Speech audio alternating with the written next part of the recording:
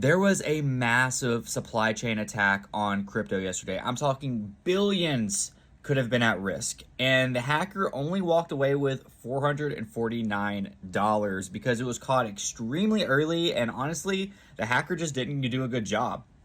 But we learned a lot of things from it. And also, this just reminds me of someone breaking into a grocery store and only walking away with a couple candy bars or something. Like basically they had all this at their access and all they could get was a couple users, $449, and most of that was a meme coin called Gondola that I've never even heard of, and then Brett, which is a big base meme. But anyways, what we did learn from this is that from the top down, if one of these developers that controls these packages that affects billions of users is affected, it could affect everybody.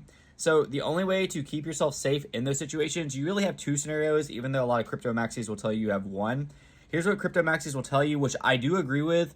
If you have a lot of crypto and you plan on holding it for a long time, is simply just getting a hardware device like a Trezor or like a Ledger or anything like that. Because at the end of the day, all these attacks happen, and the only thing that's stopping your wallet from getting compromised is a line of code. Whereas, like if you clicked a wrong link or whatever, something malicious installed on your computer. Whereas if you have it on a hardware wallet that never actually touches the internet and it can't be affected, and it keeps your funds safe.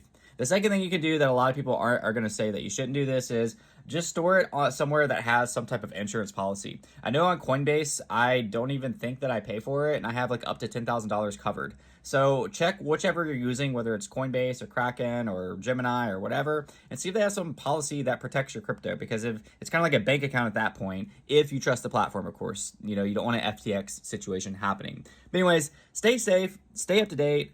I do have a Telegram. I never really talk about it here, but I give real-time updates on my Telegram, on Twitter, and all those things. But if you want to join my Telegram, get real-time updates on all this, and also just general things that are going on in the crypto market. Lots of time, there's some sweet alpha there.